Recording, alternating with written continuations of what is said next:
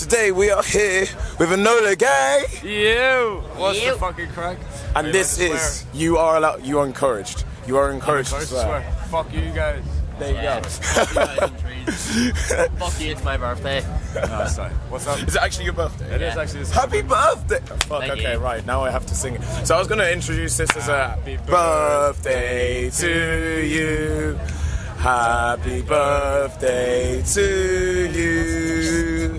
Happy birthday, dear Joe. Hey. Happy birthday to you. Nice. Well, you're down here on your birthday. Let's cheers to that. Thank you. Absolutely, congratulations. He's 26. Who gives a fuck? Who? To be fair, yeah. Yeah. To be fair, but yes, this is a Hive magazine interview, and yeah, we're here with the fantastic and wonderfully kind Enola Gay, who literally just called me over, said they liked my T-shirt, and we're chatting from there. That's shit. That's insane, man. Yeah. That's how 2000 Trees is, though. It's one of those festivals that people just show up, you start talking. You've either got friends of friends of friends and friends. How does it feel like coming down here and seeing like so many different artists and interacting with them all? Everyone's so nice, man. It's like the lineup is full of bands that are just like friends of ours from like festivals that we did for the past year or something. So like to come down and everyone's sort of in the same sort of spot and like just as you just described. Talking to people, just fucking, everyone's just so nice. Shout out the Witch Fever, who we just seen on the main stage. They were awesome. Shout out to Gurriers, who played yesterday. Shout out to Lambrini Girls, and shout out to, of course, Snakes. Big up Snakes. Like, it's such an all-star lineup, and I can't wait to see. I'll try my very best to catch you guys come down as well. But either way, I'm going to be streaming your music. Is there a particular song for any new listeners that you'd like to shout out and say this is what you need to listen to? I would say the last song we put out was Leeches, and it's the opening song of our set, and it's just sort of like,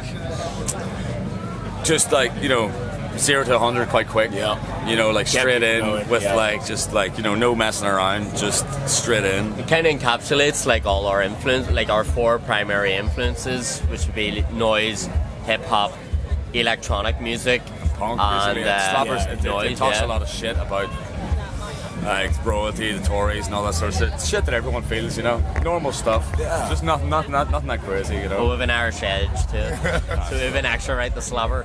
And there's like so many different points of view with punk, especially with how the world is going at the moment. It's making its own revival right now, and we see that happen with different genres all the time. How does it feel to be part of that revival? I mean, lyrics are just becoming more and more raw. Yeah. Lyrics are becoming more and more raw. People care less about, for example, radio play. For example, like bleeping out words and stuff matters so much less. Yeah. To be a part of that, it just feels. One word that we've always used from the start is like authenticity is one of our main things. So like seeing other bands who are authentic and other artists in general, like authenticity is just key, man. It's not that it feels good to be able to say what you want. Yeah. It feels organic. Just feels natural. It feels good. Yeah. Feels good. Definitely. I think there's a lot of truths to be said now, and yeah, like you said, I've noticed a lot of people are just going straight in, telling their soul and writing it down on the paper. But I do have to ask, like, you've told me you've done a lot of shows, and there had to be some weird stories going on with those, like some deep cuts. I don't know how deep you want to go, but like... I mean, last time we were in Bristol, here we are, close-ish to Bristol-ish. Ish, yeah. Not too The far. last time we were in Bristol, there was these here like 6 fellas at the front of the crowd, like moshing. There was these like 6, like 3 of them were like old guys, all big sort of burly guys, but there was this sort of one like skinny 60-year-old guy, and he was pushing everyone, and the crowd were moving back, and I was like, sort of fuck this, like it was getting that close to the point where I was just like gonna stop this. But this guy, he was pushing everyone all night, and he was about 65 years old. He honestly looked like Jimmy Savile. He honestly looked like Jimmy Savile. But there was this here like short fucking stout looking motherfucker that threw this guy and he went flying, and like his 65-year-old ribcage just clattered off the edge of the fucking stage. Oh no. And he was lying there fucked, and I was going to try and help him, but I didn't give a shit, man. I didn't give a shit.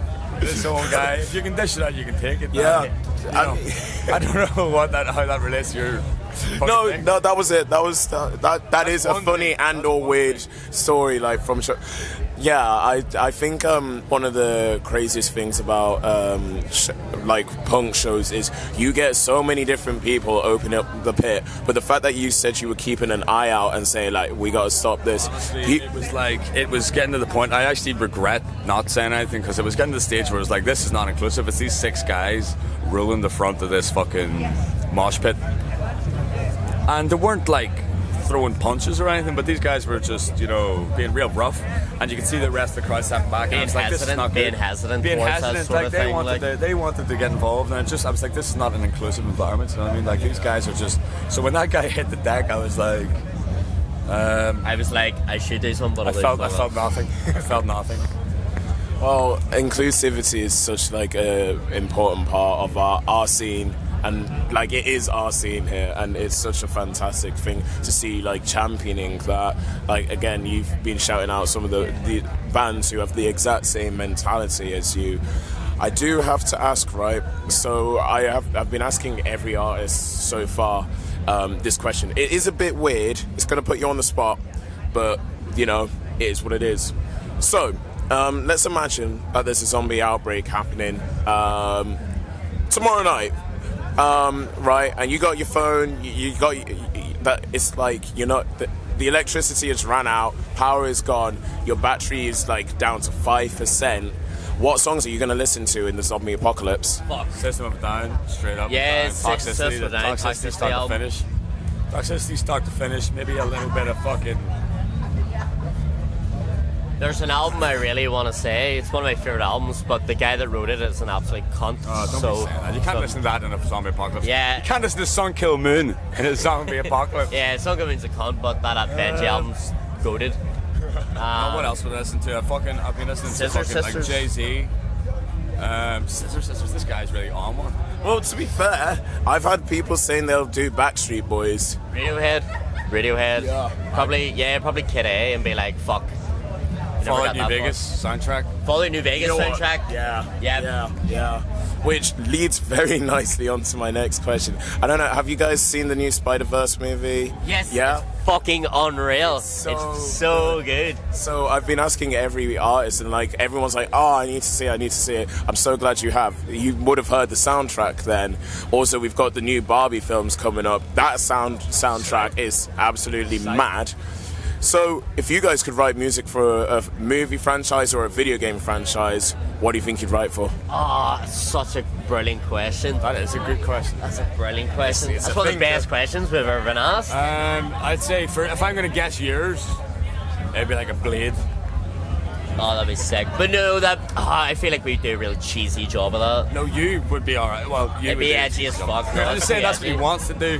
Me personally, I think I would go for something like along with like down the folk route or like country route. Brokeback Mountain 2. I would do Brokeback Mountain 2 or else. No, fuck you. Brokeback Mountain 2. Fuck you. Coming this summer. No, I would do fucking, if I could do any soundtrack in the world. Yeah, just all of them. Let's make it happen. If I could do any soundtrack in the world, it would probably be fucking like, I don't fucking know. I actually do have a genuine answer. There's a film director, Robert Eggers. He did The Witch, The Lighthouse. Oh yeah, I know. You know, yeah. So like, I would love to do something along those lines where it's very abstract, Foley artist sort of stuff. It would make sense. I want to see that. Something for some weird, wanky student A24 horror film.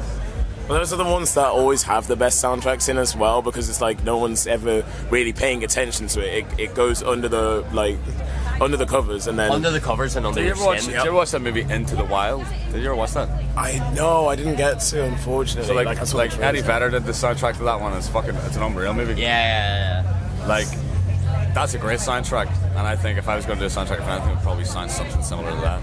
Incredible. Well, real quick, I just want to make a huge shout out to Mel for Good, whose stall they let us borrow. Thank you, Metal for Good. Shout out to that parrot right there. Shout out to Mel for Good. Let's Shout go. out to that parrot.